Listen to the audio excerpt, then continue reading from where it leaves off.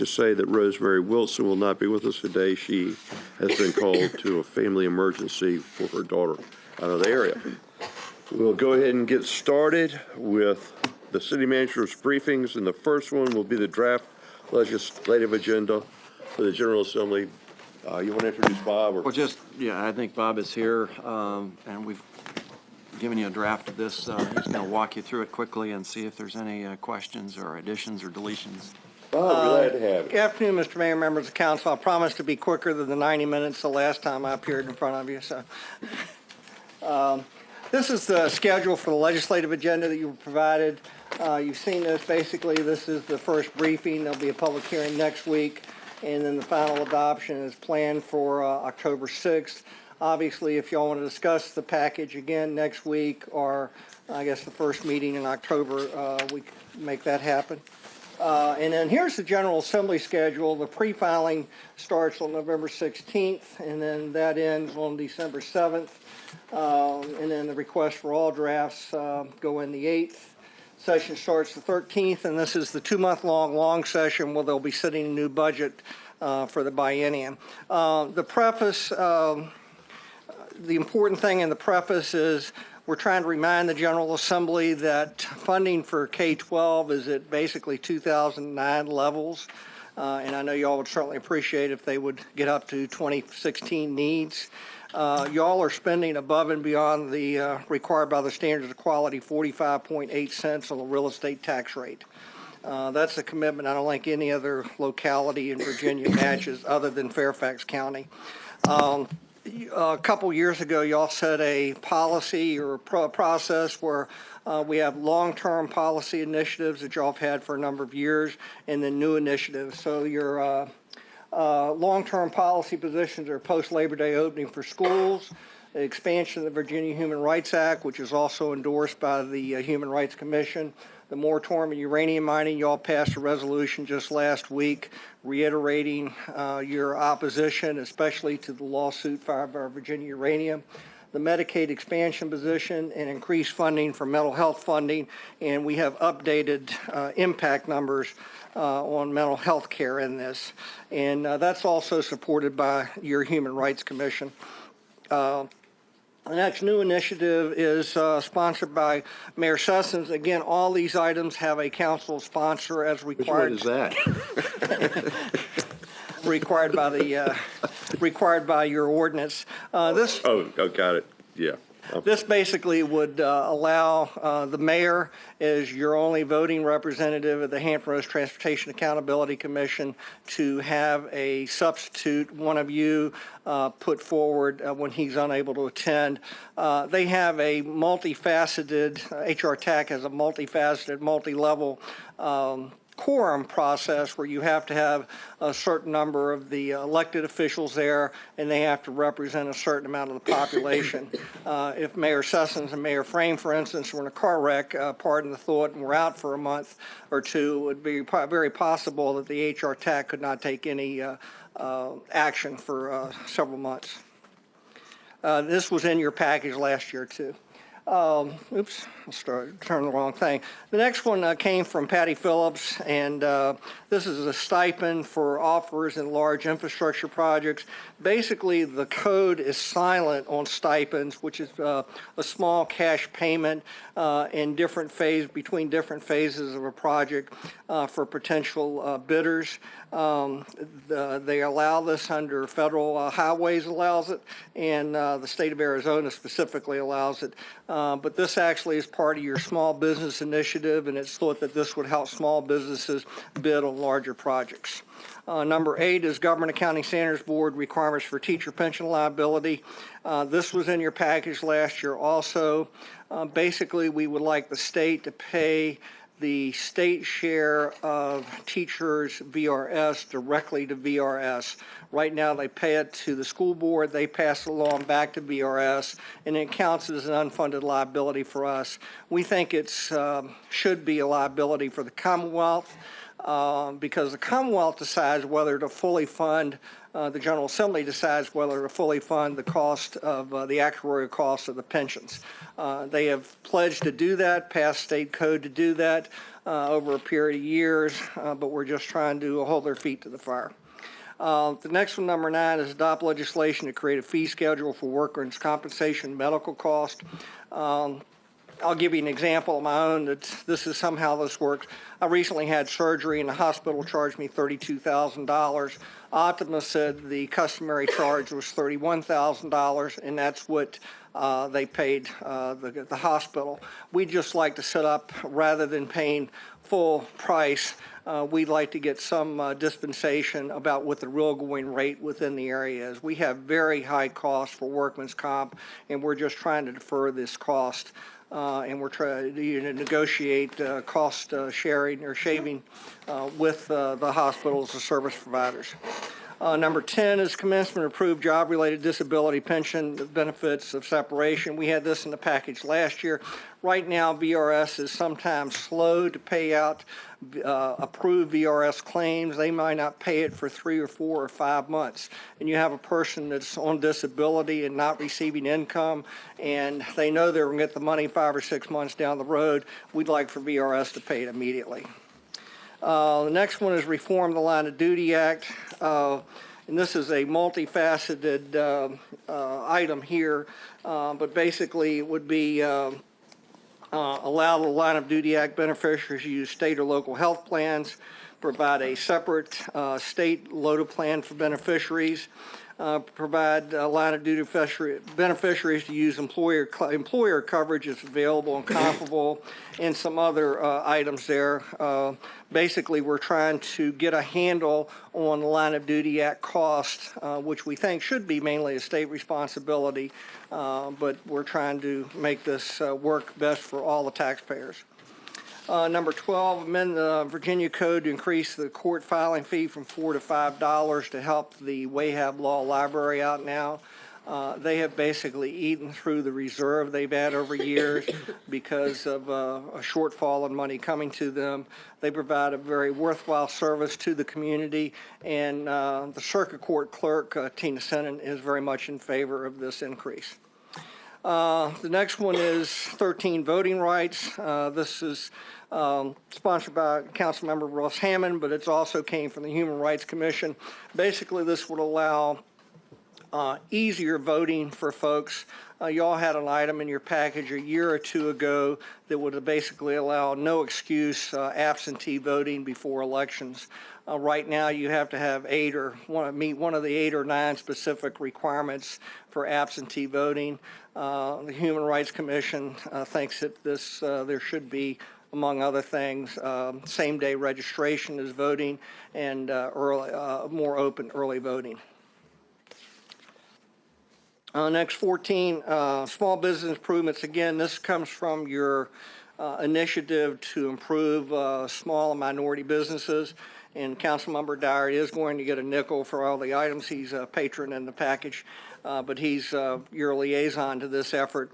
And this basically would a Small Business Improvement Act, which would better define micro businesses and waive some of the pre-qualification process for bidding. Delegate Taylor had a bill in this last session, which would have helped quite a bit on this. There's been a meeting of the requisite committee that's looked into this, and we're working very closely with Delegate Taylor and Secretary Maurice Jones on this item. The uniform disposition of unclaimed property. Right now, Patty in her shop ends up with a whole bunch of very small claims of less than $10 that she has to keep track of that are due back to various folks. This would basically allow us to write off everything below $10. It costs about $30 just to follow up on a $10 or less claim in staff time. The next one is the increased ability to procure construction by best value for certain localities. I put sponsored by the Virginia Beach City Council. This came out of your retreat, and there seemed to be, from what I understand, unanimity in support for this item, so I won't explain it anymore. And then Councilmember Moss has put forward item number 17, Freedom of Information Act, limitational discretion for custodian of criminal investigative files involving suicides. I would defer to Councilmember Moss if he'd like to address that at this time.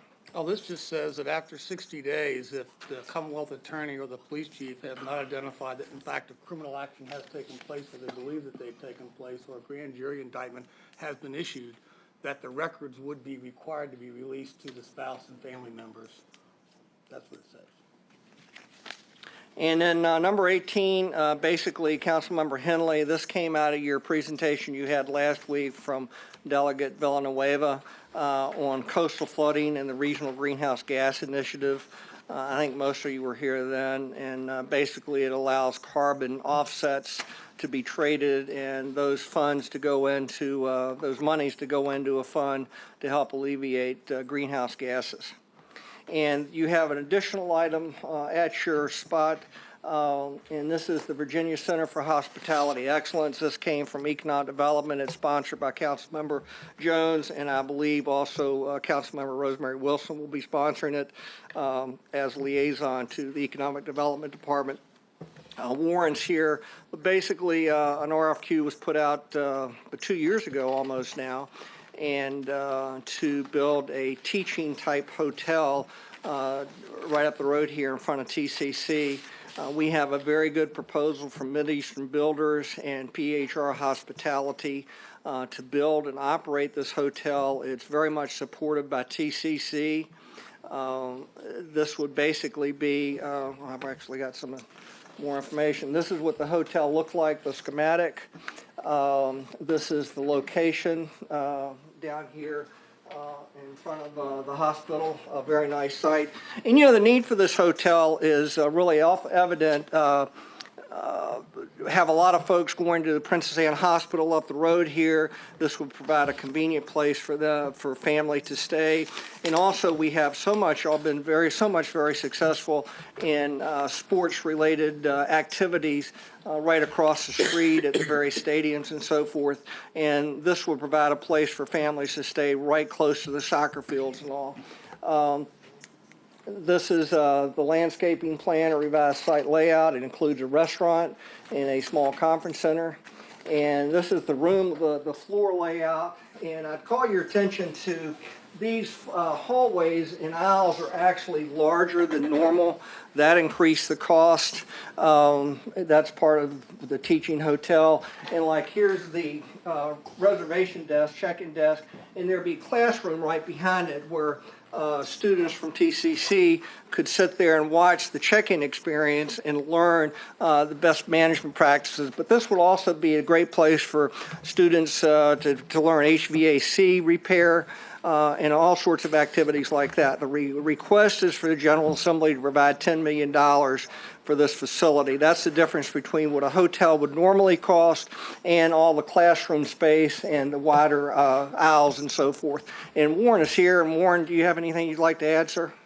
No, you've done well in the explanation, Bob. It's a project that certainly the hospitality industry is extremely interested in. Tower Community College has done a full, what's referred to a curriculum that will enhance the workforce development of the opportunity associated with the project. Unfortunately, as Bob mentioned, in doing something like this, there's a funding gap, and we certainly think it's something from a workforce development standpoint the governor would certainly be very much interested in, and hopefully the General Assembly as well. A question. I know at places like tech where they have high technology or things extra, will there be like a fee, like engineering people have a technology fee where the recapitalization will be covered by the users? Does TCC plan to have a surcharge and over above the normal credit hours for people in this program to capture that? Yeah, there would be, you would be, you know, I don't know if a student fee or whatever, but there would be a calculated fee as a member of the curriculum that a student would pay. So that's pretty common. I was just asking. Thank you. Right. Again, TCC is very much in favor of it. We're all hopeful the General Assembly has additional funds to spend on all of education, K-12 and higher ed. Please, Bobby. Oh, I'm sorry. Yes, sir. Oh, no problem. Warren and, Bob also, a supplement to that would be that new high-end, senior living facility they're building on Princess Anne. and Independence Road there. So that's another place where interns and, hospitality maybe go for training. Well, to that point, I failed to mention, we conducted a market study of the region and actually, of the area, actually did an amended study that actually pushed the room count even higher because of these additional activities that are going on in the corridor. So now we're looking at a minimum hotel of 120 rooms that will be a part of the project based on an amendment done by the RevPAR because of these additional activities going on in the corridor. And this would be like a Marriott Courtyard or Spring Hill Suites quality facility, something I think y'all would be very much in favor of. And to piggyback on Councilmember Dyer, I think even the Veterans Care Center that we're hopeful to build over here, that has sort of a hotel type equation to it also, where you have people staying there and all. And even if folks came to see their, veterans that were in the Veterans Care Facility, they'd be possible customers for the new hotel. Well, don't forget what the number of people LifeNet brings into the area. That's unique about this product because it has a function during the week where we'll satisfy the business community and others, and during the weekend certainly satisfy the families and teams that are playing out at Princess Anne Sportsplex. There's a much larger report that's the background here, but that's it. Oops. So this is, again, the schedule. You have a public hearing next week and adoption the 6th. If y'all would like to, think about when the agenda meeting, setting up additional time to discuss this. We've gone through this very quickly today. There aren't a lot of new items new to y'all. But we'll be ready to stand by for any questions or comments or any additional items you might have, obviously. Thank you, Bob. Questions or comments from council members? You're off the hook, my friend. Thank you. Thank you. And I did it in less than 90 minutes. Yes, sir. We're very gracious. The next one, the support living program. I read through that over the weekend. Didn't like it. I have a lot of questions. Yeah, we didn't want to ruin your weekend, but there are some irregularities that were discovered in the supportive living program, and Department of Human Services discovered those and elicited the good work of our independent audit staff and internal audit staff, and they are here to present to you in terms of what was found and what we're trying to do to fix it. Okay. Jeanette, we're glad to have you. Oh, glad to be here. Unfortunately, under very, very difficult circumstances, but I'm glad to have an opportunity. Mr. Spore, thank you again for allowing me the opportunity to present where we are on the supportive living program. Today I have with me my executive team. I know many of you don't know them, but you have an opportunity to see the people who are helping me actually run the department. I'm proud to be partnering with Lyndon today and Sharon today on this PowerPoint presentation regarding the supportive living. I can't express to you how difficult in 2 years it's been for me to continue to uncover things that are very difficult. And I want the citizens of Virginia Beach to know that we continue to strive to be good stewards of tax dollars. We continue to strive to support and serve people in the community in a way that makes a difference for them. And so during today's presentation, I'm going to kick it off with a little background information on the supportive living program. And then my partner, Lyndon Ramirez, is going to come up and talk a little bit about the audit of the supportive living program. And then I want to conclude with the steps that the department has taken to make corrections. So let me start off by saying that the supportive living program is a program that's part of the Community Service Board. It is a part of the Division of Developmental Services. The supportive living program currently serves approximately 82 Virginia residents, and these residents are people who have intellectual disabilities. That means that their IQ is about 72 or below. We assist them with personal planning, meal preparation, bill payment. You will hear a lot of that today. And the most important thing that I want you to walk away and understanding about this program is that we are here to ensure that people have the opportunity to live as independently as possible and to be as self-sufficient as possible. Currently, we have staff members who assist the consumers, and I've kind of listed those services there, so I won't go over that. But you will hear this afternoon some of the difficulty that we had between the department and what is called the representative payee. The representative payee is the person who is responsible for managing Social Security benefits. And there have been times when that person is unable to manage it. The external agency steps in and pays those benefits for rent, for allowances, for utilities. And the department has a contract with that particular vendor. Representative payees, though, also are people who could be family members as well as external agencies. And so Lyndon's going to talk a little bit about that today. So let me just finish with the timeline. I wanted to be clear in letting you know that beginning in April of 2015, our staff member in the SLP program noticed that there were some irregularities, some fiscal irregularities and discrepancies in a consumer's monetary transaction.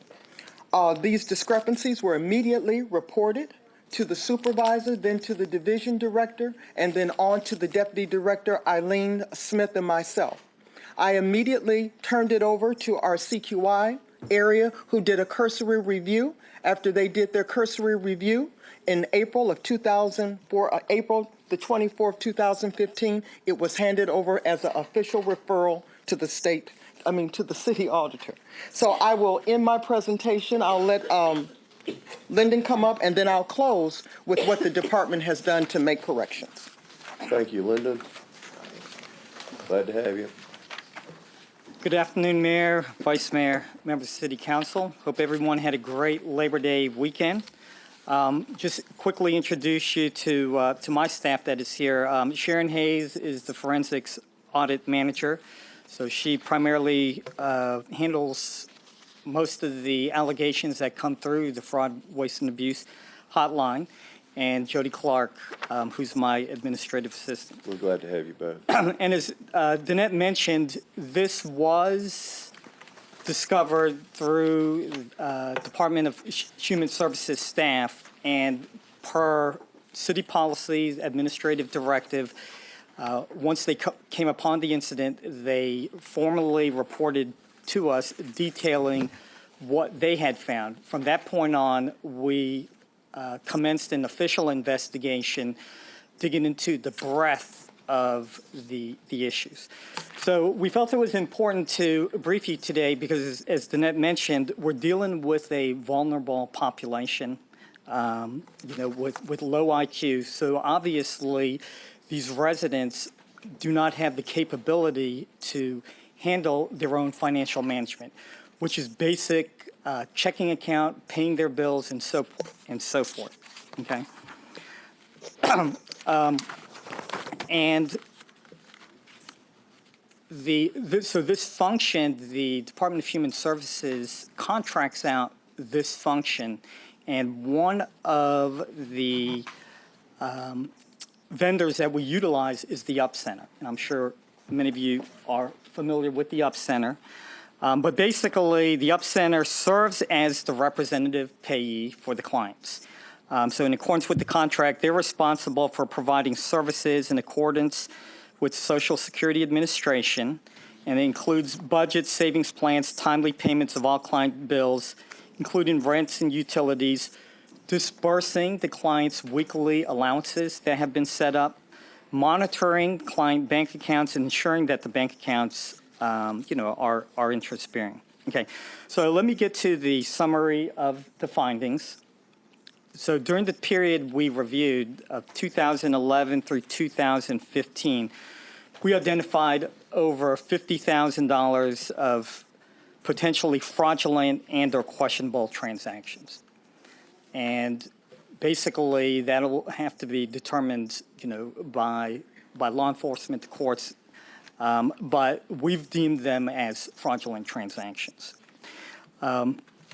The clients that were impacted were primarily the management of the client's funds by one individual, a behavioral specialist too, okay? And this employee has actually admitted to us, you know, that they have written checks, or they have written a check made out to their name and have cashed the check and used it for personal use, okay? So shortly after making that admission, the employee has since resigned. We have, in fact, have forwarded it to the police, and it is now with them. Okay, and we've called and got a couple status reports, but it is in their court. Okay. So for the purpose of the investigation, as it says in the report, we were able to identify seven clients, and it ranged from $24,000 to $50. Okay. And so what was this employee, what were some of the questionable and fraudulent transactions? Okay. So what we have on this screen, basically making checks payable to themselves. Okay, she was making checks payable to herself, the behavioral specialist, checks payable to cash, okay, so that you can cash, and or the client. Okay, the client is on a stipend, so there shouldn't be any reason to write a check to the client, because what is the client going to do with a check? Okay, checks with no explanation or supporting documentation, ATM withdrawals, and the client shouldn't have had an ATM withdrawals at the bank counter. So basically, the employee was just going to the bank counter, so it was listed on the statement as withdrawal at bank counter. As a result of these transactions, the clients experienced returned check and overdraft fees due to overdrawn accounts because they're basically on fixed incomes. We saw bank transfers with no explanation or supporting documentations. There's arrangements with the clients. These are all Virginia Beach residents on where and how groceries are going to be purchased. So, you know, obviously there's red flags when there are purchases being made in Norfolk and in Newport News where the employee resided. Purchase of personal items, clothing, appliances, trips with no explanations or supporting documentation that they were being utilized by the client. Okay, so what were some of the causes in regards to the leading to these transactions, leading to this occurrence? Because basically, it's somebody improperly, you know, taking money out of another individual's checking account. That's really what it boils down to. It's nothing complex, nothing too difficult to decipher what was occurring. But some of the basic controls that would prevent that were not in place. So what we reviewed was basically a lack of supervision. The supervisor did not review clients' monthly expense reports. So if you're looking at the expense reports, some of the items that jumped out at us should have been caught. No reconciliation of the funds, a basic bank reconciliation, That would show ATM withdrawals, overdraft funds, fees that are being charged, okay? And we did, Human Services, the one thing that we did note is that we had not only paper copies, but we had electronic copies. I mean, we had online access to the accounts, which we were actually paying for, but we were not utilizing the online access, okay?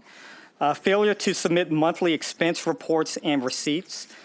Basically, if we're requesting from the up center, who is the representative payee, we want any of those expenses to be supported by documentation. Just like we wouldn't expect accounts payable to pay any payment without proper invoice or supporting documentation. When we are requesting payments on behalf of the clients, it is a requirement to provide the documentation. It could be a simple electricity bill, it could be a grocery bill, but we shouldn't be able to just issue funds without documentation, okay? Number 4, as I mentioned, missing documentation regarding client lease agreements. We tried to just basically backtrack all the various expenses that were being paid out of the account. Many of the clients did not have their lease agreements, so it was very difficult to determine if the amounts being paid were proper and properly supported. Failure to submit variance forms, number 5. Basically, what this says, if funds are provided to the client and the resulting balance exceeds, if they ask for $200 and it costs $80. Okay, so that's a variance forms. We found, number 1, we found no variance forms, and then whenever there was a difference, we did not see where that difference was redeposited back into the client's account. Just reviewing the documentation, incorrect monthly utilized for the monthly expense reports. So the expense reports we are providing to the UP Center on behalf of the clients, the revenue, which is their Social Security benefits, weren't being properly reported and didn't even agree to the bank, some of the bank statements. Sharon was able to identify that by simply looking at what is the monthly recurring amount, and does that actually agree to the monthly expense reports, okay? And as I mentioned, number 7, no receipts for releasing requested funds, okay? Number 8, failure for supervisor to provide documentation when requested. And this was just basically Sharon requesting documentation when we're trying to conduct an investigation. Obviously, we need the documentation that is available provided to us so we can expedite the investigation. Number 9, failure to maintain documentation. In a lot of cases, employees' travel expenses reflected transactions that were conducted on behalf of the client.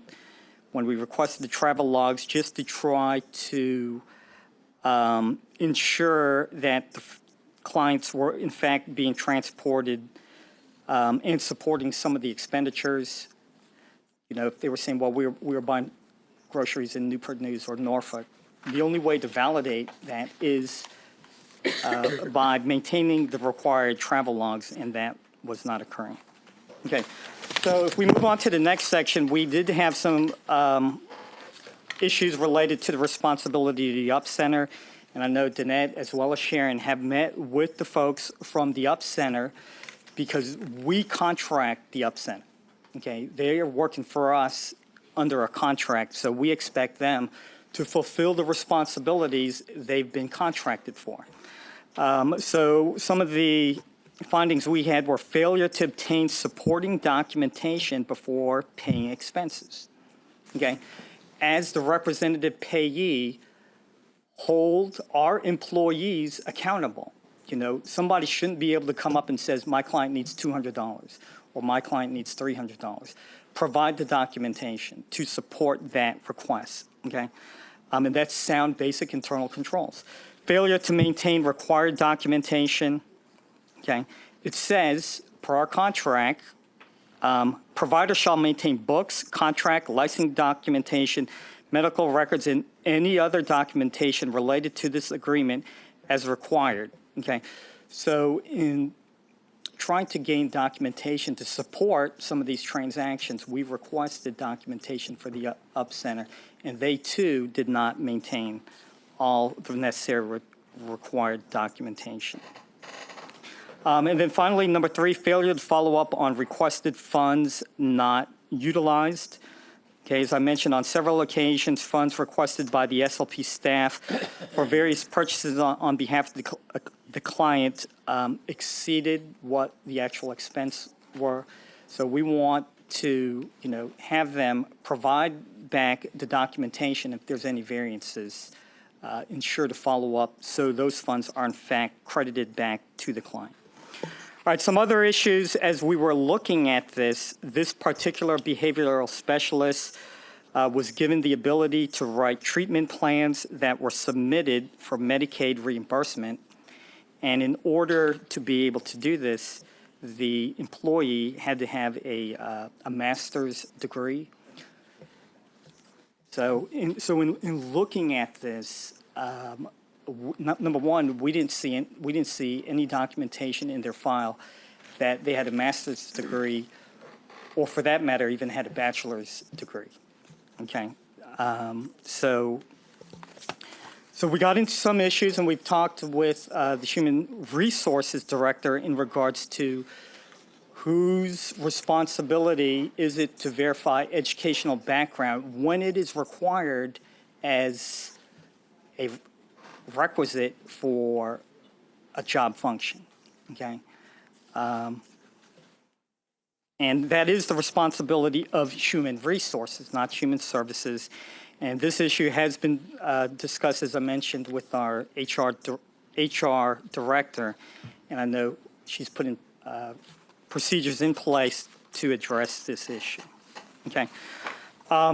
I'm going to let Danette back up here. She's going to actually go over the actions that she and her office has taken to date.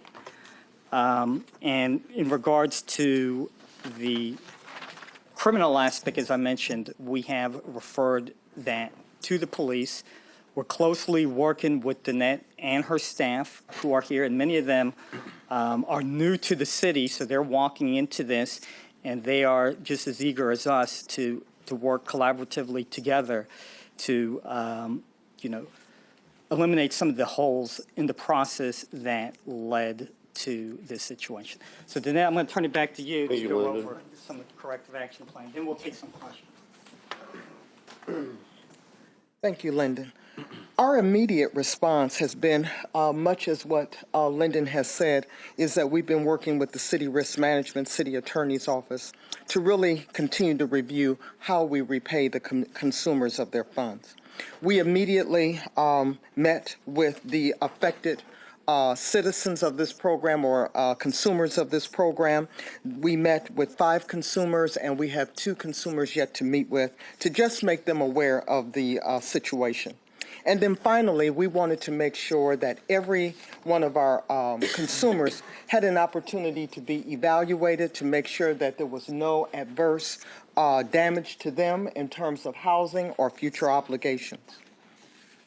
On the next slide, May of 2015, as Lyndon and Sharon have indicated, the suspected staff member ended up resigning, but we also had disciplinary action for 2 of the SLP staff members.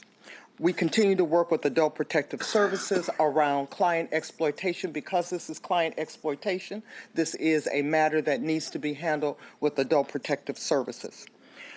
So we continue to look at policies and procedures, and we're revising our policies and procedures to be a lot more stringent, a lot more structured. We're looking at significant internal fiscal controls. We're also making sure in May, all of our staff on the CSB side signed a letter of understanding defining their roles and responsibilities around how to manage or assist consumers with managing money. We've implemented face-to-face supervisions. I have been shocked that our supervisions have been light. There's been a light touch.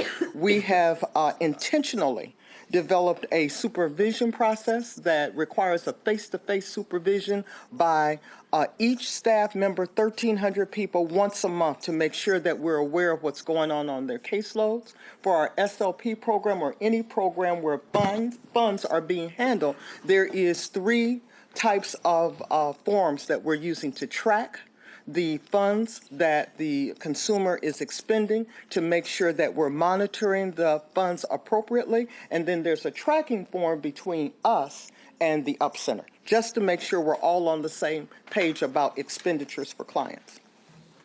We are making sure that we're in communication with our rep payee. One of the things that we learned was that our rep payee didn't even know that there was an administrative team in process myself.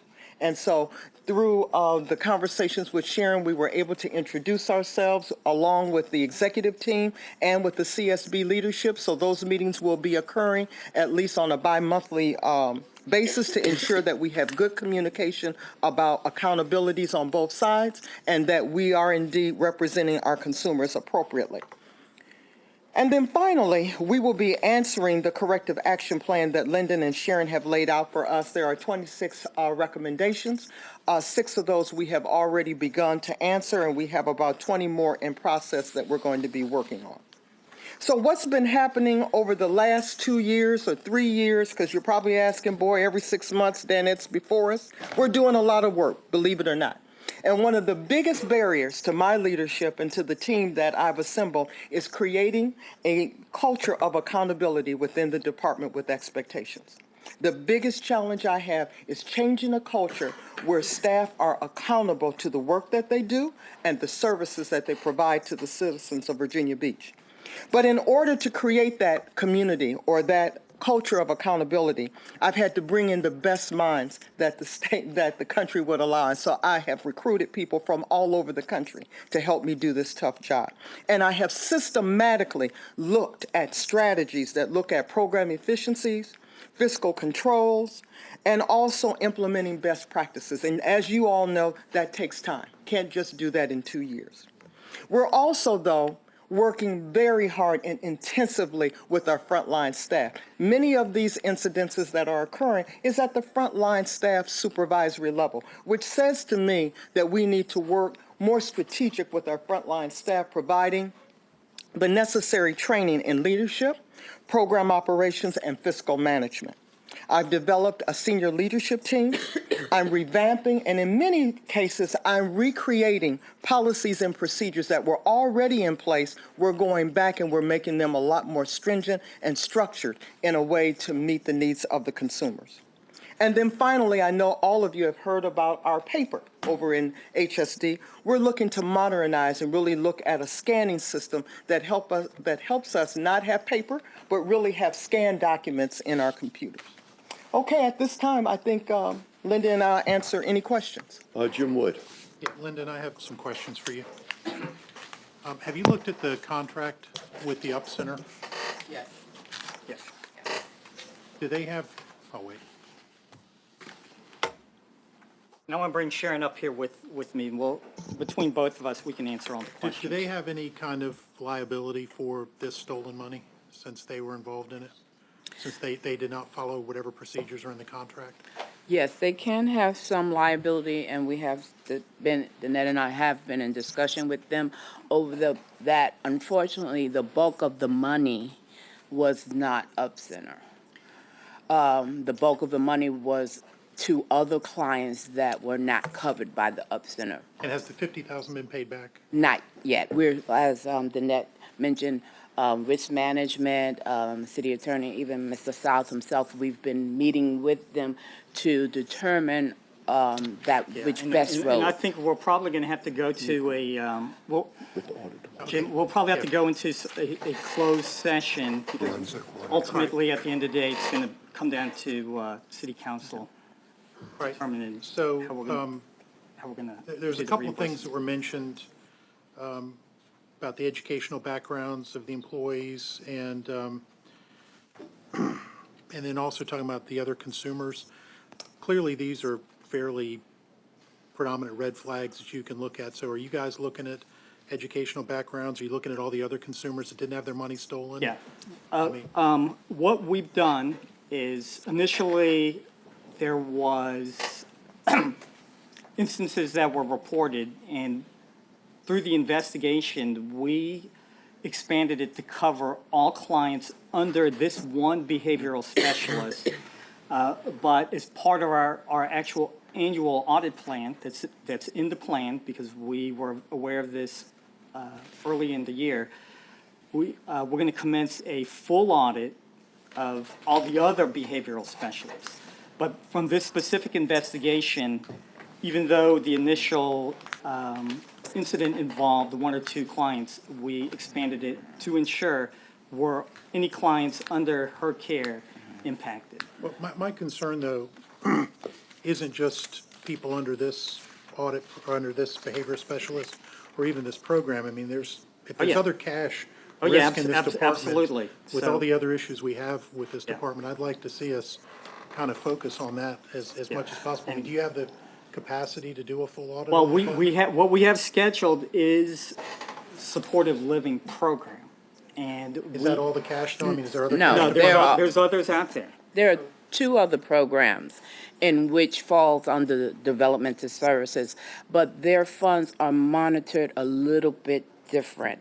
You have your residential and then you have your ICF houses as well, but their funding is managed a little bit different.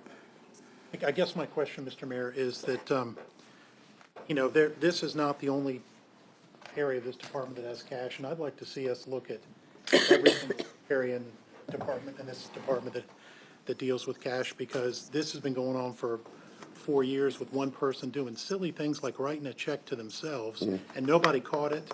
That makes me nervous about what else is going on over there. So I'd like to see if we can. I know the council has to formally request this. Yeah, we can certainly expand, we have the rest of the SLP program, but we can expand the scope, we can look at what other I don't know, programs are. SLP or whatever it is, whoever's got the cash there. Yeah, absolutely. And whoever is taking cash from people, has access to people's bank accounts, has the Yeah, it's ability the to impact ICU people and, I like mean, that. the- You have your it's ICU houses, and then you have your residential, Yeah. where they assist in, but though, like I said, when I met, I'm quite familiar with human services, those funds for those particular, it's not that anybody, if they want to steal, they can steal, but those risk. funds are a little bit more stringent, so the risk is less in those funds. It's not that it couldn't happen, but We there's can more certainly- yeah, monitoring. We can certainly expand it to include those other areas. I'd like to see that. If we could. I agree with you. Louis? Lyndon, Yes. Uplander is a separate company, is that right? Up center. Up center. They're a, basically, I don't know if they're a 501c3. They're a 501c3. They're contracted not only by the city of Virginia Beach, but other localities. And they're under contract to perform these services? Yes. Is that correct? Do they have a comptroller? Yes, they do. Yes, they do. I met with the Anybody comptroller. talk to the comptroller Yes. to find out why this kind of detail has not been reviewed? Or? Yes, they have admitted to us, myself and Danette have met with them, and I actually took a staff member. They have admitted that they failed in some areas. I'd say they did, yeah. Yes, they did. And immediately, according to our contract and with Rod's help, I went down there and I requested the information, and right then and there, they said, maybe they wasn't documenting, or they don't have enough staff, they keep trying to.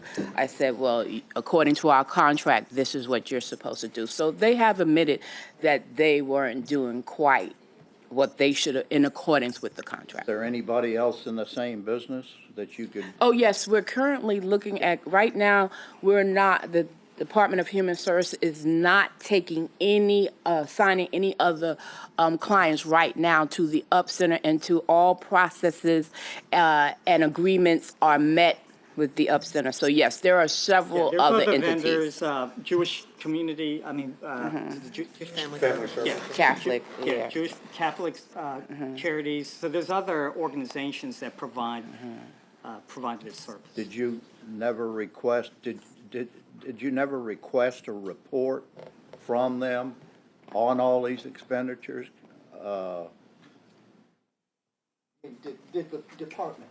Yeah, your department. Did your department ever request from Up Center a report, a detailed report on the expenditures for these To my different? knowledge, the department had never Never. asked the Up Center for a report.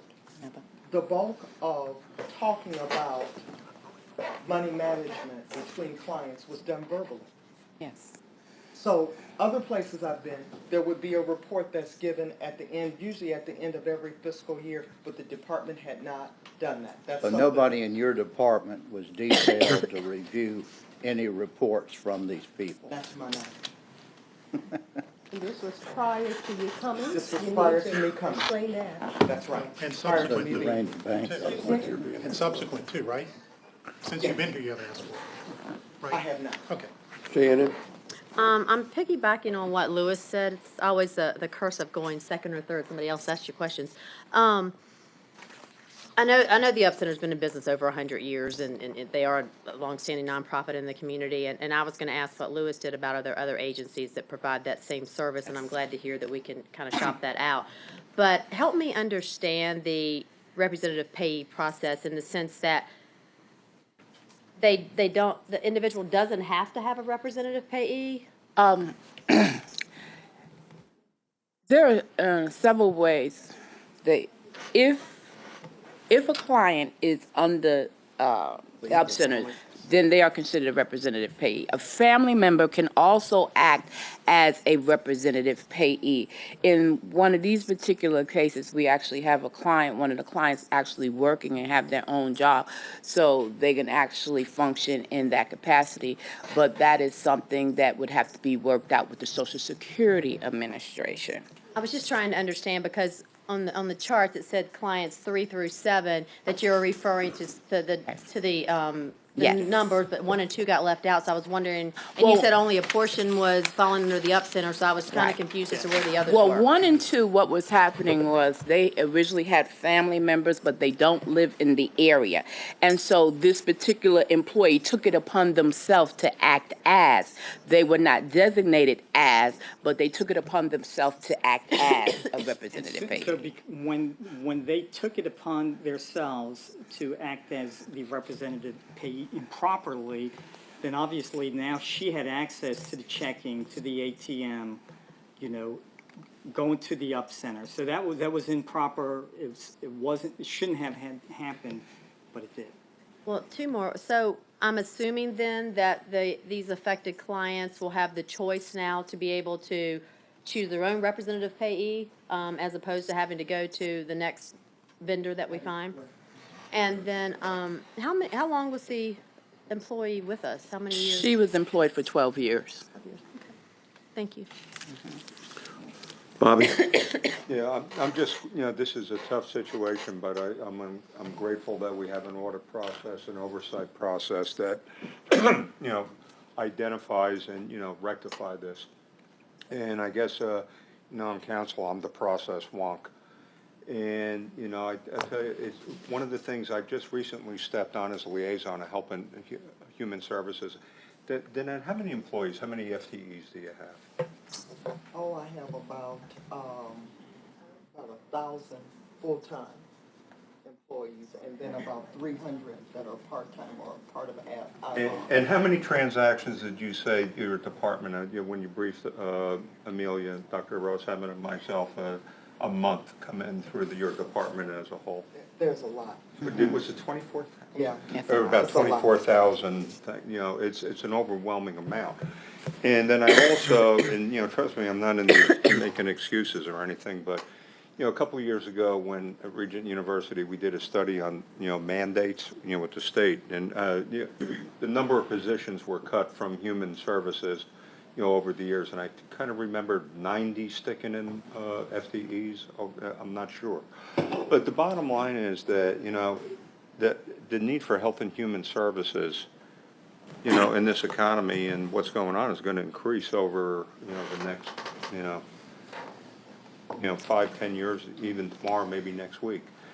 And the point is that I think, through adversity, we find the opportunity to correct and put the processes in place that'll not only rectify, the situation, but guard against any future, type of thing. Absolutely. I mean, I tell you, it's an incredible operation. Yes, this did fall in between the cracks, but, it's incumbent on us. But like I said, I'm just glad we have an audit process that, we can get the mechanism and to get this thing fixed as soon as possible. Thank you. John Moss? Couple questions. I want to go back, since this starts in 2011. Can you show the trend, maybe not here today, but did the transactional losses, the fraudulent charges, did they start out small and then in 214, they just went like this. It'd be interesting to see, you know, as the system, especially, where did that individual take over? Is that 2012, 2013? It'd be interesting to see how that pattern evolved to get to 50,000. I'd like to understand that because I think that's insightful. And is the universe of the number of clients that are eligible for this service, whether they use it or not, is that a known number to the department? Do we know how many islands? Out of all of the developmental services If you clients? look at people Yeah. eligible for this payee service, the people that meet this IQ definition, is the number of your clients, is that a universe that you know? It's about 2,500 in developmental services.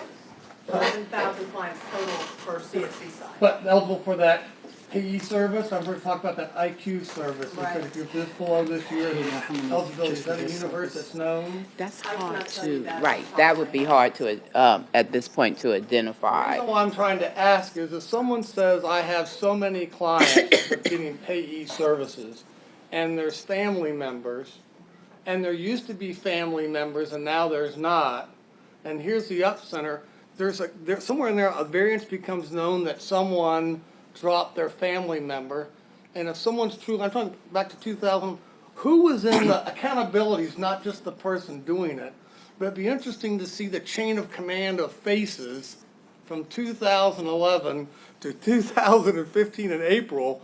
And are we really truly holding everyone who's supposed to be supervising and knowing that these variances occurred?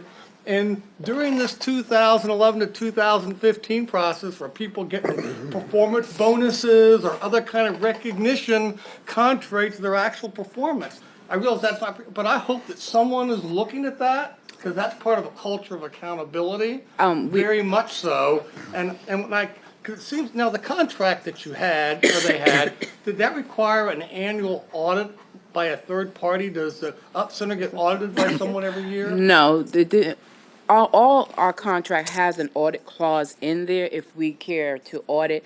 Now, the Up Center does have their own audit team, and I asked them that had they done that, and they said no.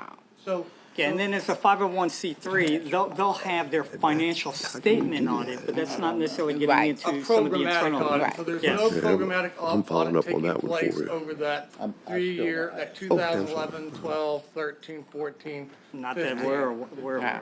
Now, is one of our lessons learned that going forward, anything will have a programmatic audit as part of that? Absolutely. I've brought the city attorney's office in for that particular, I've talked with their contract experts, and we are currently reviewing the contract now and what language is going to be in the contract, and we are considering putting a language in there before we approve or go any further that we will audit their.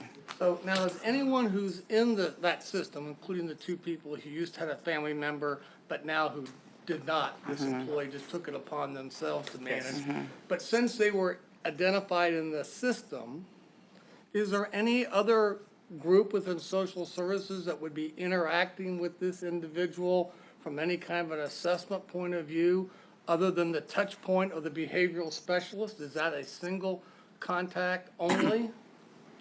It's a single contact with the behavioral specialist or the supervisor. Or the supervisor? Is that a lesson that we've learned and now we have some other kind of random look at our clients? Is that something we've now instituted? If I I would could, like I'd to hear to about speak that. Yeah, I'd like to speak to that. I think one of the things that we're learning about all of this is that we have to do a better job of managing our contracts. Not only having the right language and accountabilities, but also the follow-ups to the people who we contract with. I think that's a huge lesson learned. The second thing is really making sure that we're providing the kind of oversight to our frontline staff and to our frontline supervisors about the work and what is expected to be done with all of our consumers, regardless of whether they're on the CSP side or the social service side. Supervisors, division directors, and all that, we need to know what's going on with our consumers, and we don't always know. And I think part of what you heard me mention about supervision, face-to-face contact with the frontline staff, supervisors, division directors, all the way up, needs to happen in the organization so that we're constantly in conversation about service delivery and then those things that are falling outside. Because if you have supervision, you are more likely to find problems earlier than to allow things like this to occur.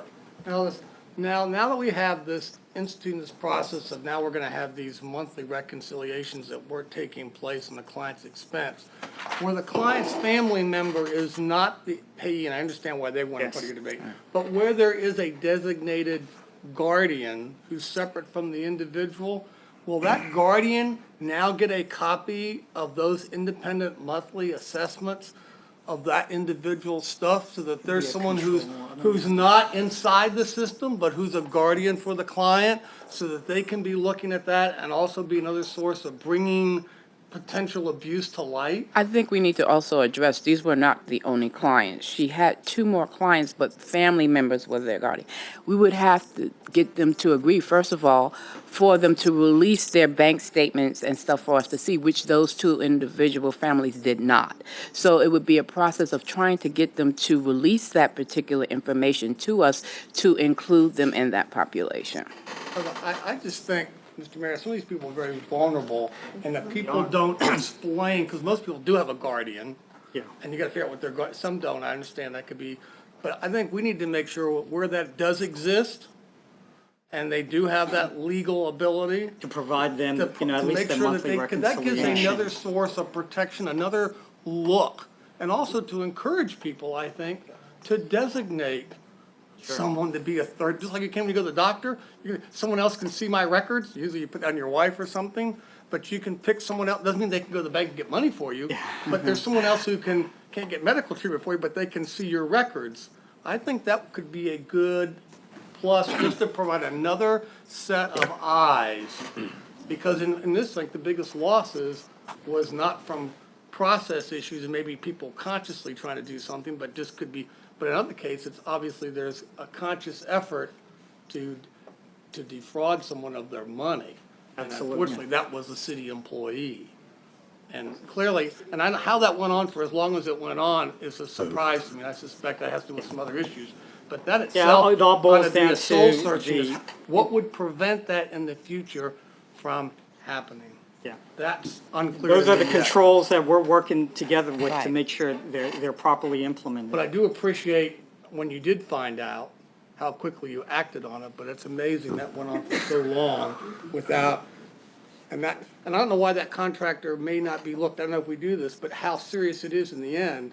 I don't know if we ever delist vendors like the federal government does, but clearly, this might rise to that occasion. I mean, I'm not judging yet because a lot more to look at, but I'd be looking for recommendation as to why that shouldn't be the case, given the magnitude and the duration of their fiduciary responsibilities are pretty huge, and they failed, and so did we. Lewis? Lyndon, did this up center, did they have an independent auditor? As a 501c3, they're required to have a financial statement auditor. Right. But as far as an internal audit function, They have one.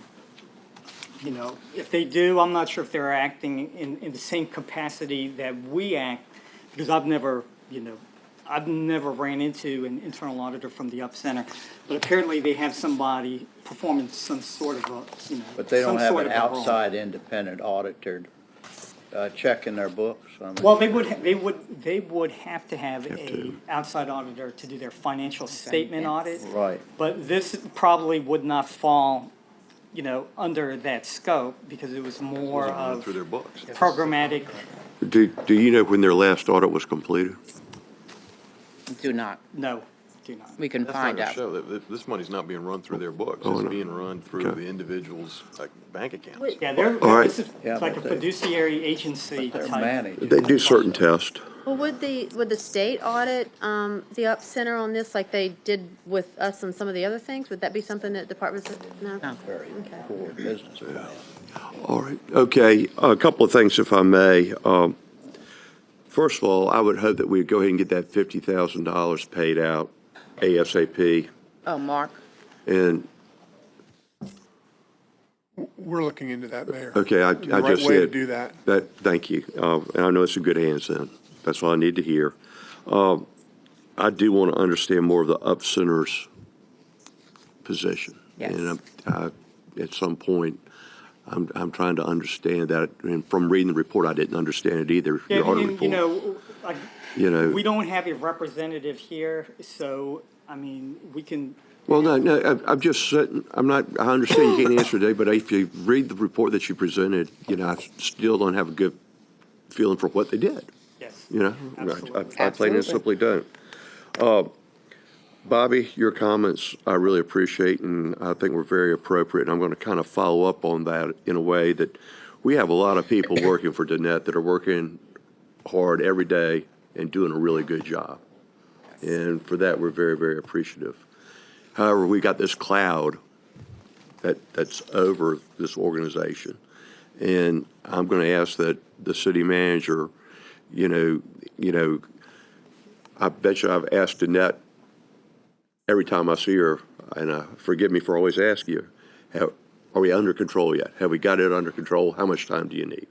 That's what I've been asking her from the day she came on board, and I think that's what we've all been concerned about. But I would sit back and say to you, it's 2 years now, and we got to get the resources there. And again, these could be temporary type resources. I'm not saying here, you know, I'm not in a panic mode or anything, but if we need more audits to go in through different areas, you can go out and hire people on a temporary basis to do that and do a pretty good job. You know, Danette, if you need something else that could expedite us getting an answer from you, that we're clean, we're there. You know, understand, I know things are always going to happen. When you have this many employees, it's out there and it's going to happen. But we got so many employees doing a really good job, and we got to get this thing so everyone feels comfortable with what's going on over there. And that's the sole purpose of my comment here, and suggesting to the city manager that, you know, if we need to come up with resources to get this thing fixed quicker, that I would think the council would recommend a recommendation from him to do so. But all that being said, I'm glad we picked up on this. I think, you know, we've got the news, we're dealing with it, but at the same time, if there's a way we can help you more, let's do that too, okay? One closing comment, it's not related to this, but to the HR, since obviously we had one process for validating degrees, and we have another process, I would just appreciate, in a note, I'm sure all of us would, what was the old process and what is the new process for validating degrees on people's applications versus what they actually have? Currently, they're revising the policy. To get a clear understanding of how, I want to lay this out real quick. A behavior specialist, too, does not require a degree when they are hired. What the department did previously to Danette was she was hired originally as a mental health worker, okay, which is of a different capacity. They wanted to promote her. So therefore, what they did was they tried to promote her to a behavior specialist too. Well, HR came back and said, you can't do that. Well, the department's response is, well, she has a master's degree and she has a bachelor's degree, so yes, we can. And so therefore, she was given that position. And before there was no verification of actually whether she did or not, because what they started letting her do is a treatment plan. Now, she told them she had that, but nobody verified actually whether she had that. And then upon some of my discovery, I kind of said it would have been impossible for her to have had those degrees. Okay. I Thank understand you. that. Thank you. Jim, you want to wind this up? Any comments you want to make on it? Just, I think most of the things that occurred here are just very loose supervision and some very, very basic issues that, particularly with the Up Center, in terms of you don't pay bills if there aren't receipts. So somebody was simply not doing the basic blocking and tackling. This is not a complex deal. It just needs some follow-up and correction. Very good. We thank you. We'll move on. The next thing, staffing for adequate fire and emergency response, SAFER grant results.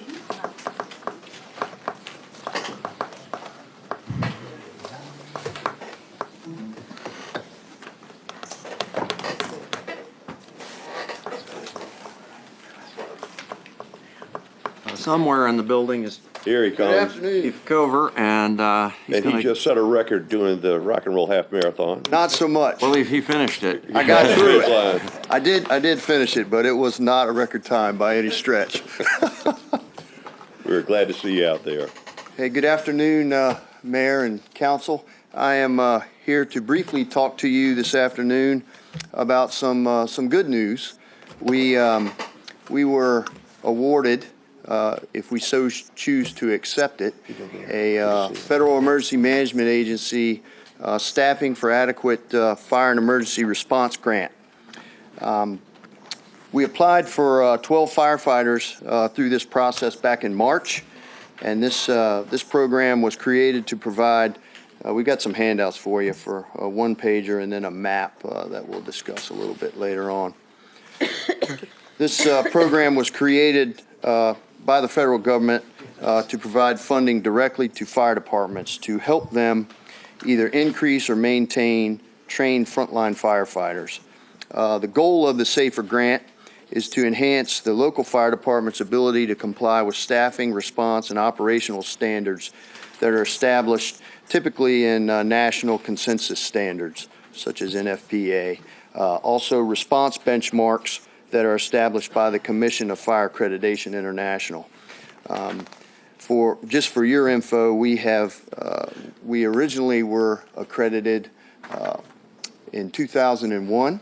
And we are in 2016, we'll be going through that process for the fourth time. It'll be our third reaccreditation. So this staffing complement has some multiple positive outcomes for us. It'll also help us meet our goal, as you all are well aware of, having 4 people on our fire scenes in 4 minutes travel time, and also help us with our OSHA requirements of 2 in, 2 out for firefighting safety for our own firefighters. So this grant provides financial assistance to help departments rehire firefighters that have been laid off. A lot of communities, that's the case. Retain firefighters where they may be facing layoffs or fill positions that were vacated through attrition, or in our particular case, to hire some new firefighters. And again, the goal is to assist departments to improve or restore staffing levels so that we can make sure we have adequate personnel to respond to and safely perform at incident scenes. This category provides a 2-year grant to assist departments by paying the salaries and the benefits of the SAFER funded positions. So you see the chart there in the middle of the page, the little graph that Mike put together for us. So what that'll mean is fiscal year 16, 17, well, portions of 2016, FY16, all of FY17, and a portion 7 months of 18 will be covered under this grant. We have coordinated our recruitment and hiring process with the hope that we may be eligible for this grant. So when we set that process up last year, we got the timing so that it would fit the parameters of this grant.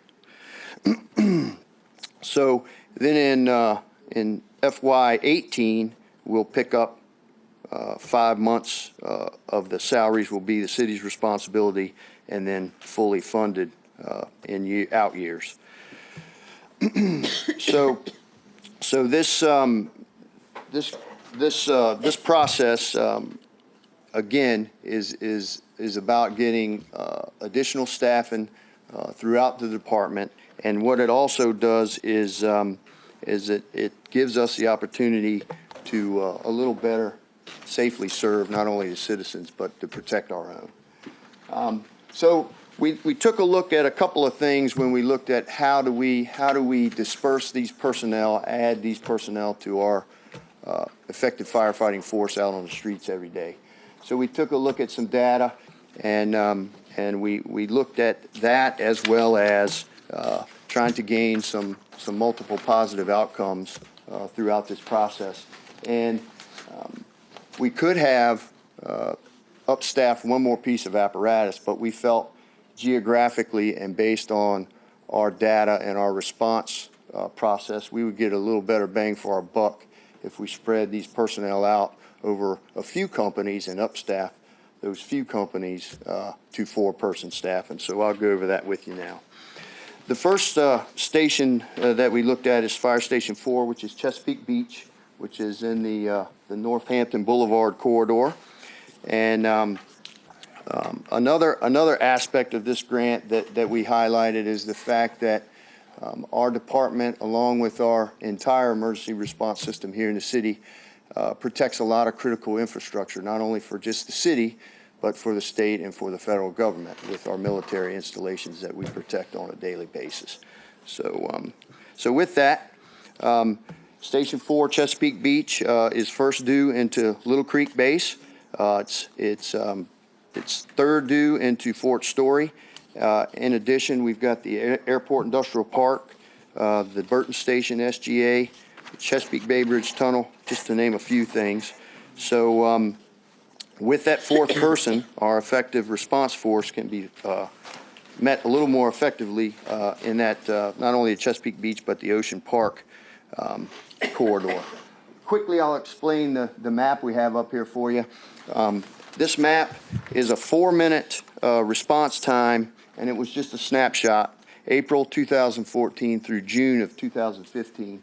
The red dots are times that we were over 4 minutes for those first due units, and the green dots we hit that benchmark. So you can see, and we learned this through the accreditation process as well. You can see that that Northampton Boulevard corridor is of concern to me with our response times in there. He's got to be anticipating that. So you can see the red dots in that area, and hopefully this will help us in that zone. The next station that we looked at was Fire Station 9 in Kempsville. Again, they are third due into the Little Creek area. It's a busy single-piece engine company in the heart of Kempsville. So this gives us a 2-in, 2-out benefit for OSHA, and it would also strengthen our response to the western border of the city, which also will help us in the Green Run and Stumpy Lake areas, and as well as Aragona and Lake Edward. Again, Kempsville, Station 9 also is a third due company into the Northampton Boulevard corridor. Fire Station 12, the SeaTac station, critical infrastructure there, Oceana and Dam Neck. So that'll help us with that response force there. And second due into the ocean front, the Ocean Lakes area, Lagamar, Red Mill, Sandbridge, etc. Additionally, at Fire Station 12, with one of our fire boats housed there, it will give us that additional person on our water team. Okay, Fire Station 1, the first landing station, obviously with Little Creek and Fort Story, the same scenario as we have with Chesapeake Beach, and that 4th person will benefit us there, as well as our marine program that we have housed at Station 1 that responds out of the bay. The difference, the one caveat I'll tell you about Station 1 is we're going to put that additional person there, but we also have to manage our leave situation, so that person may be pulled out of that. That is a two-piece company, we call it, so there's an engine and a ladder there, so that if we need that additional person to manage leave, we'll have to pull it out of that station on an as-needed basis. But when that person is not needed, it will be assigned to that station. So our application highlighted our critical infrastructure here in the city. It's been a part of our budget process. We've been talking to you all for some 15+ years about upstaffing our frontline firefighter capability on our engines. We coordinated, as I told you, our recruitment and hiring process so that we could meet the grant stipulations and get the people hired and staffed and trained and out on the street in a timely fashion. We do know that it's been proven that to perform the critical fireground tasks that we're asking our personnel to perform, a 4th person on a rig increases that by 30%. That's proven in several studies. And just basically overall, our city fire department and EMS response is going to be enhanced by this program. So, Great, thank you Any very questions? much. Jim? Maybe I missed it. What are the green and the red dots? okay, so this is 4-minute response times for a time period of April, it's just a snapshot, April of 14 through June of 15. And the reds are where we were over a 4-minute response time for that first due company into that area. So with respect to the fireboats, you pull people off the apparatus to go to the fireboats? Yes, sir. If a call Okay. comes out. So you're not actually adding staffing where the fireboats then will be staffed independently of? No, no, sir. Okay. Bobby? Yeah, thank you, and Chief, I just wanted to point out, where you see Stumpy Lake Course up there, and to the left, there's a bunch of red dots. I've been told by a number of your personnel that cover that area that once Lynn Haven 11 is punched through, you know, they're probably gonna turn to green dots with no problem. That's certainly going to help us. The firefighters that, from the 2 stations that cover that, every time they ask me to thank council for putting that project through. That's great. Absolutely. Barbara? No? No green dots below, We took care of that earlier, ma'am. So that's been taken care of? We have 4-person staffing in the county. Okay, good. So we got that, we're fine. but what happened with the tanker going to Blackwater? I mean, how did you get that? We flexed a little bit for this year, but that is going to be something that we're going to have to look at in out years, as well as we worked with EMS to get some help from them to be able to accommodate that response time down there. In the upcoming budget, we're going to get back to that 4-person. Perhaps. We will. Okay.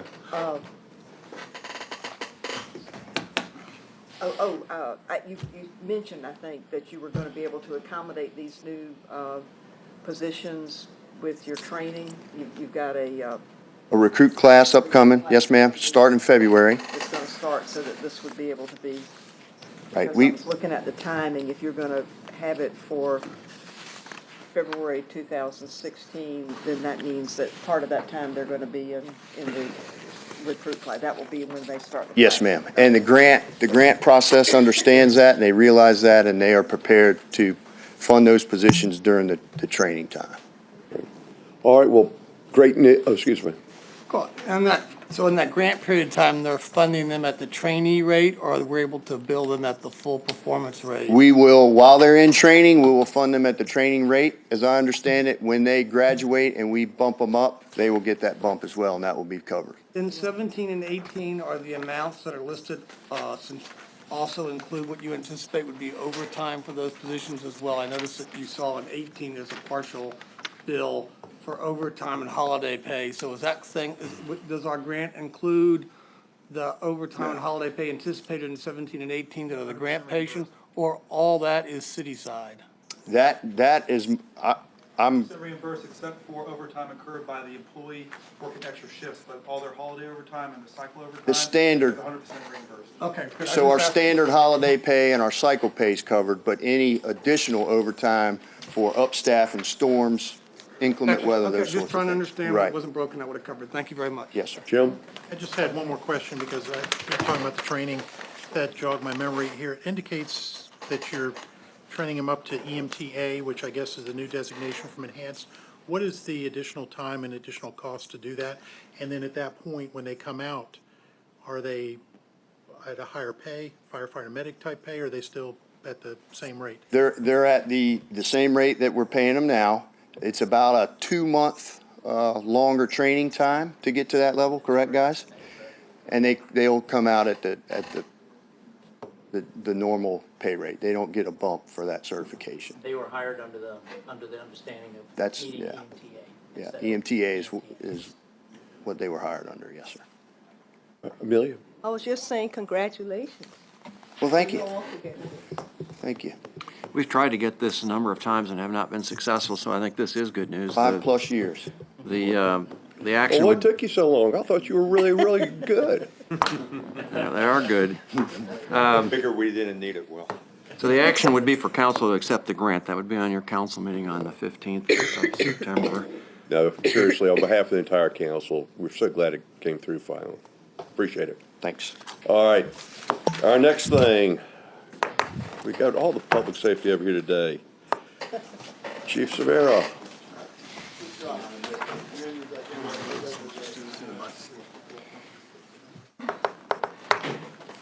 We welcome everyone coming in.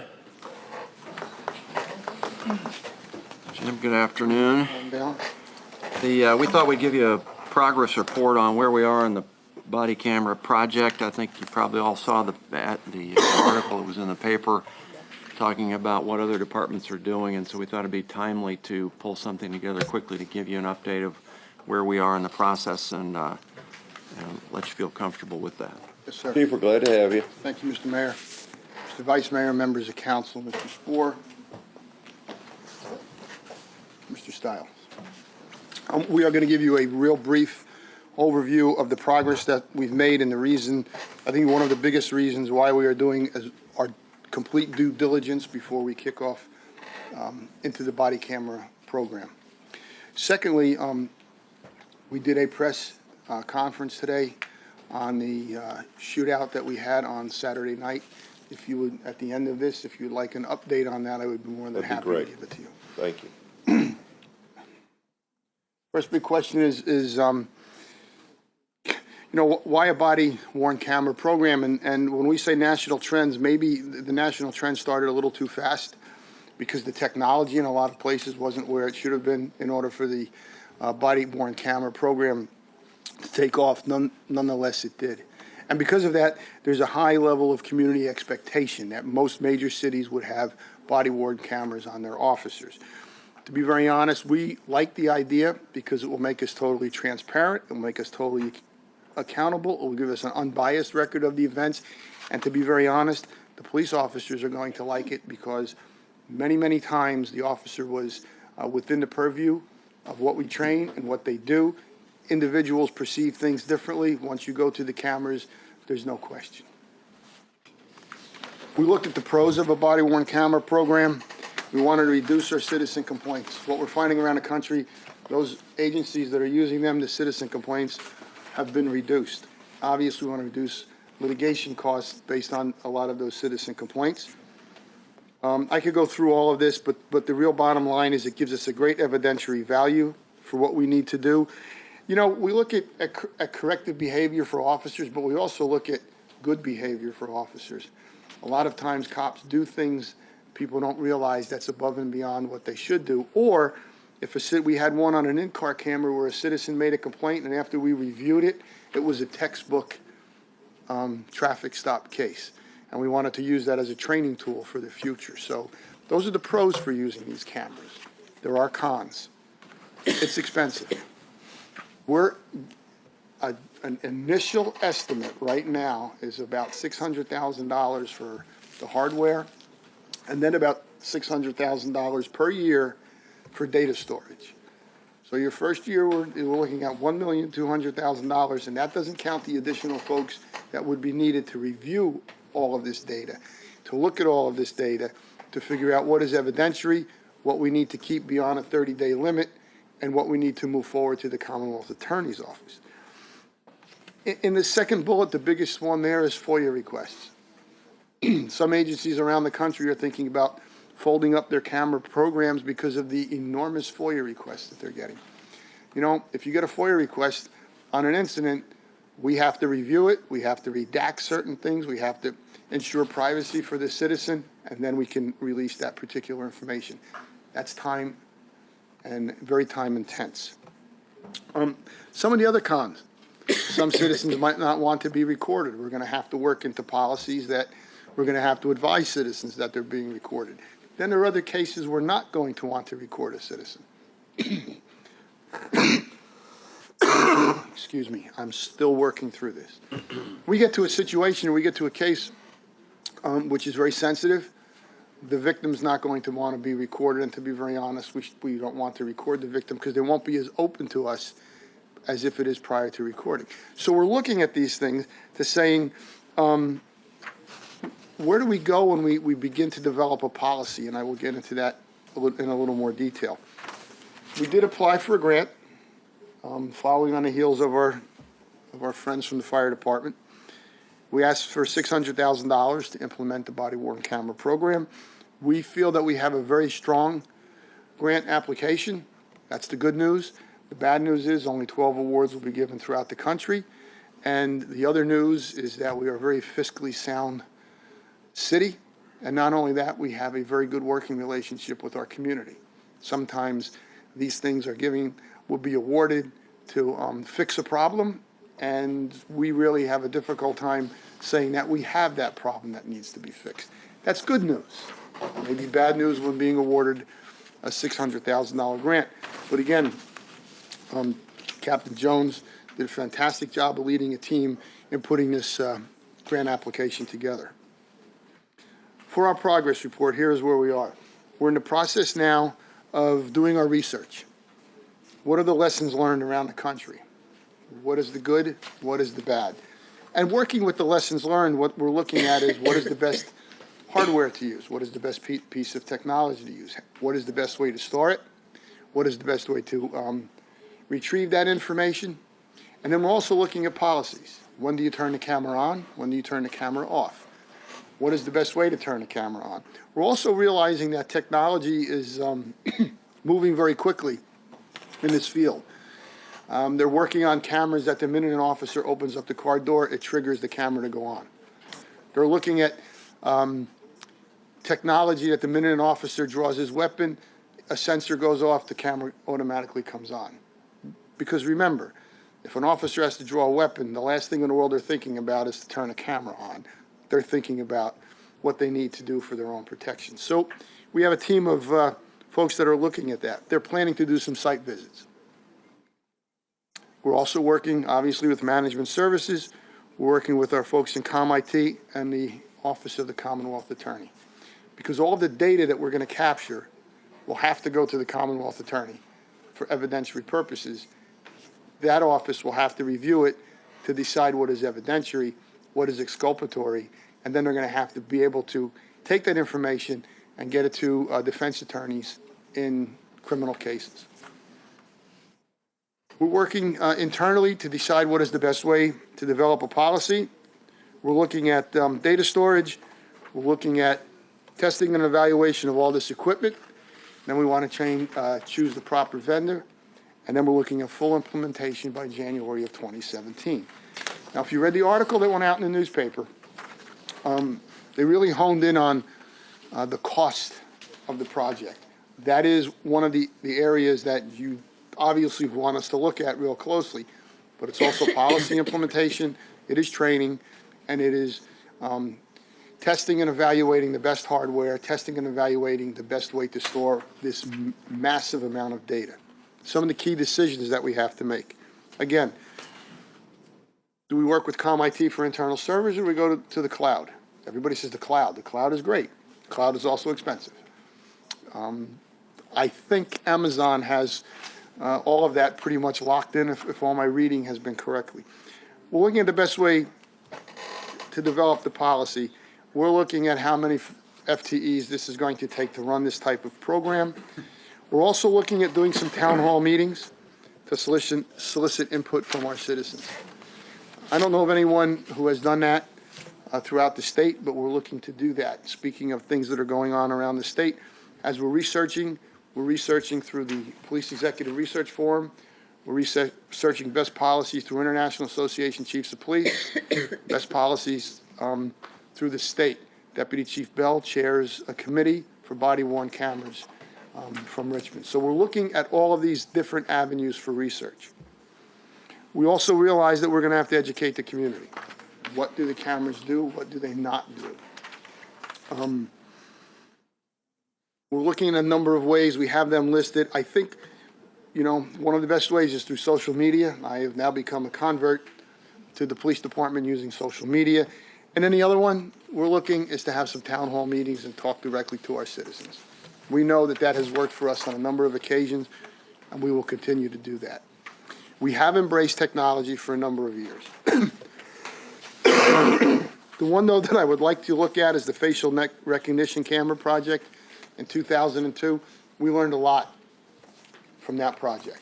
We learned what worked, what didn't work, and we learned maybe the better way that we could have implemented it is no longer working on the street. We've taken it down years ago, but we did. The good news is we learned a lot from that particular piece of technology that we're going to use forward with body cams. So we're preliminary where we are. We just wanted council to know that we are looking at every facet of this project that we could look at. We want to do our due diligence because when we come back with a program, when we come back with a price tag for the program, we want you to know that we've researched it as best as we can. Very good. Any questions before we go into the next brief? First of all, I hope you're not suffering bronchitis. I just got over that myself. But I would, though I know cloud storage sounds expensive, but I think when people look at the real cost of having your own internal servers, and you look at replication, and you look at all the oversights, it's not as expensive as you think. It's just all the costs are up front. And so I hope you look at that real close. We're very close, And yes, I know you sir. will.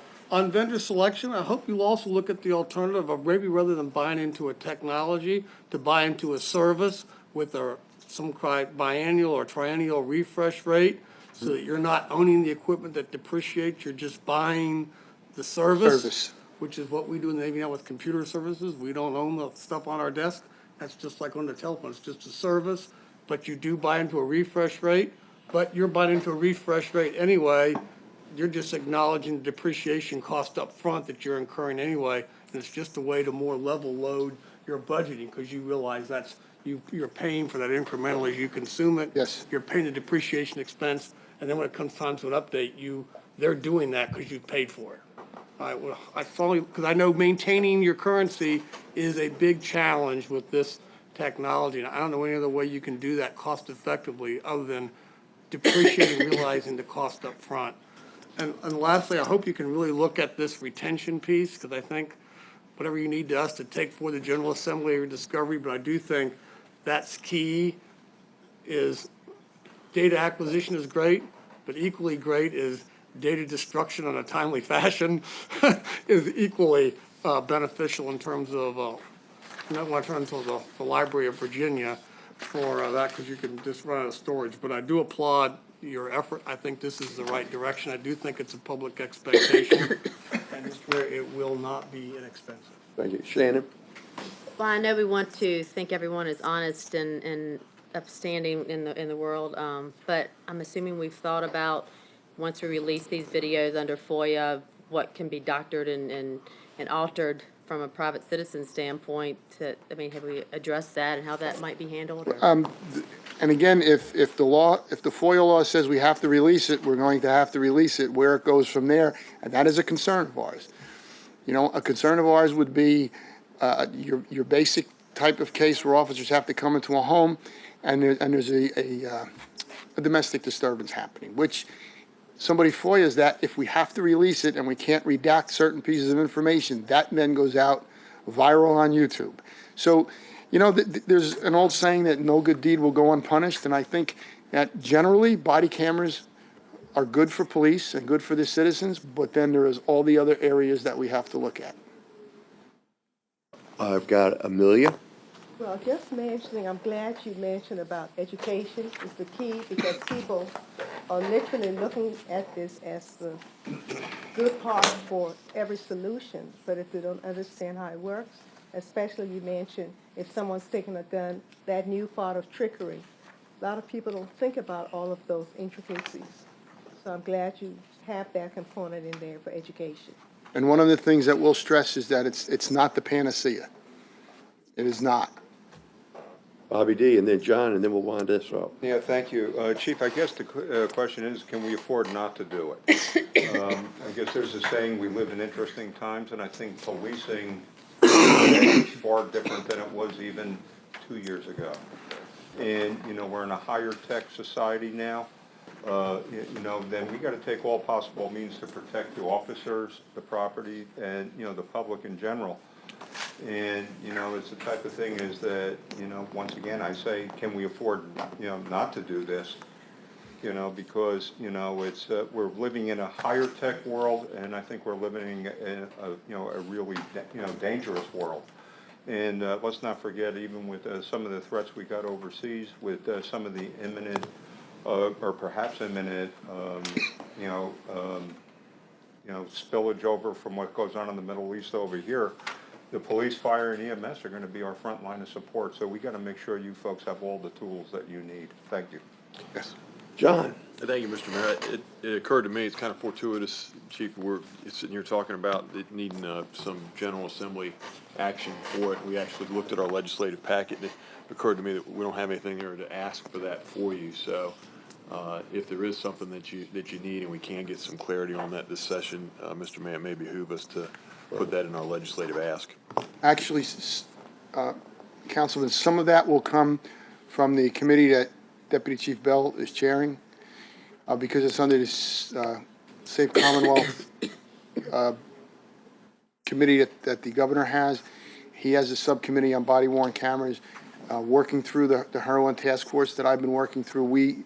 He'll have a direct line to the governor's office to say these are the types of legislative issues that we need covered, and we'll work it through that way. But we will also look at it from the local level.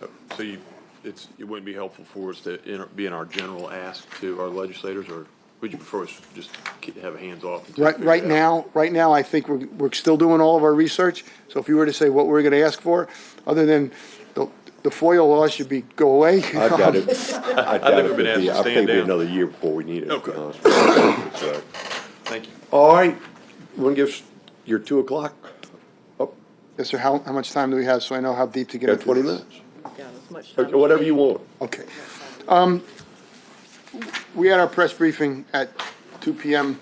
with many folks from the media. All of our TV stations were there, and the pilot was there. Associated Press was also there. And one of the things about our police agency that we've said over and over on a number of occasions is that we truly believe in the sanctity of life.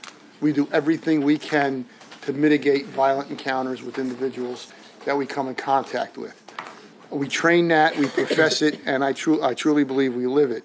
In this particular case, on September 5th, 2015, we did have a surveillance and an arrest operation on an individual, and this individual, Mr. Angelo Perry, was a person of interest in a homicide case that we had. We had concrete information from the community that he was in the city, that he was armed, and that he was going to commit violence on another individual. Our officers set up a pretty good surveillance project in looking for him. Our officers were able to follow him for a certain period of time. While they were doing this, they were receiving additional information on the individual and on the act of violence he was going to perpetrate. What happened was we got to a point when the information came in that the decision was made that we needed to stop him. We knew we positively identified him in a vehicle. The vehicle was being driven by Miss India Kager of College Park, Maryland. We positively identified both of them in the vehicle. The child in the back seat was never seen by the officers under surveillance, nor did we have any information that there was a child in the back seat. Ms. Kager was driving in, best could be described, in an erratic manner, and maybe in a manner to bring a lot of attention from us, that she was doing things that normal people who drive do not do. Officers, as they were surveilling her, made a decision. 3 lieutenants in a command vehicle. We had lieutenants from Special Operations. We had a lieutenant from our intelligence operation, and we have a lieutenant from the Detective Bureau. Made the concerted decision to stop the vehicle. And there were a number of avenues that they could have taken. At this time, the vehicle was in the shopping center at Lynn Haven Parkway and Salem Road. It was going through the shopping center, again, driving very erratic. When it came to the 7-Eleven, pulled into a parking space at the side of the 7-Eleven. The backdrop to that parking space is a brick wall. There were not many people around the 7-Eleven at that time. The decision was made to make the arrest there. To be very honest, the officers did everything they could, including using a sound device, a distractionary device that they deployed to give them the best tactical advantage that they could possibly have. They approached the vehicle. After using this sound sight device, they approached the vehicle. They were given verbal orders, commands to the individuals in the vehicle. They were in uniform, SWAT uniforms, not the dark blue uniforms, but it clearly says police on that uniform. As they approached the vehicle, Mr. Perry, who was armed with a 9mm handgun, and we also found later at his feet, he had a Tech 9 semi-automatic weapon. He opened fire on the officers. The first officer was hit. The bullet traveled through his uniform, entered around where the elbow area is of the uniform, traveled up, and exited through the shirt. He was not struck. The bullet went through his uniform shirt, but he was not struck. Mr. Perry then continued to fire at the officers, and they returned fire. They returned fire, striking Mr. Perry numerous times. He succumbed to his wounds. Unfortunately, and again, this was the intention of the officers taking that tactic at that moment in time was to mitigate any kind of violent encounter they may have with the individual. These particular officers from Special Operations train in this. They train heavily in it. These are seasoned, experienced officers. As a matter of fact, they have police experience ranging from 9 to 17 years with the VBPD and 3 to 13 years with Special Operations. Again, they were extensively trained. They practiced this way to make an arrest extensively. They've used it in past experiences where it came out to a favorable result. As they approached the vehicle, they were fired upon, and they returned fire. Mr. Perry shot at the officers 4 times. They returned fire 30 times. Mr. Perry was struck, as well as Ms. Kager. And again, what we tried to express to the public, and what I'm hoping to express again, was everything they did was to mitigate this type of a violent encounter. Ms. Kager just happened to be sitting exactly right next to Mr. Perry, and she was also struck. And as soon as the situation was under control, officers extricated her from the vehicle and immediately started life-saving activities, including CPR. We brought up our SWAT medic, and please understand that when we deploy these particular officers, we have a medic, an advanced life-saving medic with them at all times. We brought him up. He attempted to perform some life-saving activities on her. They did not work. She succumbed to her wounds. It was at this time we noticed that there was a infant child in the back seat. The baby was taken out of the back seat and was put under the care of other officers who were on the scene. As a matter of fact, as we explained it, the officers went to the Walmart on the other end of the shopping center where they purchased, I guess, formula and milk. They purchased bottles and diapers for the baby, and they took care of that baby until we turned the baby over to Child Protective Services. One of the interesting things about this is in the last 3 months, we've had 4 instances where someone has fired on our police officers. 3 of those 4 instances, the individual fired numerous times. This is one of those instances, and the officers did not fire until they were fired upon. So I think it goes a long way to say that our officers are disciplined, that they believe that deadly force is only to be used as a last resort, but when an individual decides to fire on you, you fire back in self-defense. Again, we did know that this individual was heavily armed. We did know that he was in our city to do violence, and he was a person of interest in another case. The entire incident at the 7-Eleven, from the time the vehicle was stopped, the officers used a diversionary device, and they approached Mr. Perry.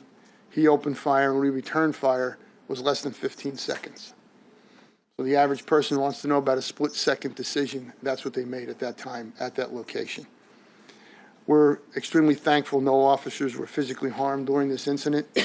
And the bottom line is these officers put themselves in harm's way to stop a violent encounter for perpetrated against another citizen in our city.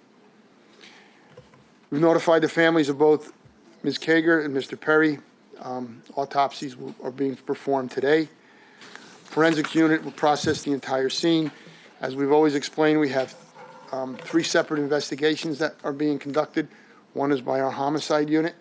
The second investigation simultaneous with that is through the Independent Commonwealth Attorney's Office. And then those investigations will make a determination from the Commonwealth Attorney whether or not the officers acted within the scope of the law. And from there, we will then begin our internal investigation to make sure that we're looking at the proper policies, the proper tactics, the proper training of these officers. Well, we certainly thank you for the update, and, you know, y'all are in a tough position, the job y'all have. And it's regrettable that there's some really bad people out there. But, you know, I'm very proud of what you all do, and I speak for the entire council when I say that. And we're sorry you all have to deal with the bad people, and but you do a mighty good job of it. Well, for the members of the department, Mr. Mayor, Council, they certainly appreciate all the support that you've always given. And again, as we impressed to the media, this is 4 instances in this short period of time that our officers have taken fire from a suspect with an automatic weapon. Thank you. Thank you. Anything else, council? Okay, we'll adjourn. It's a big-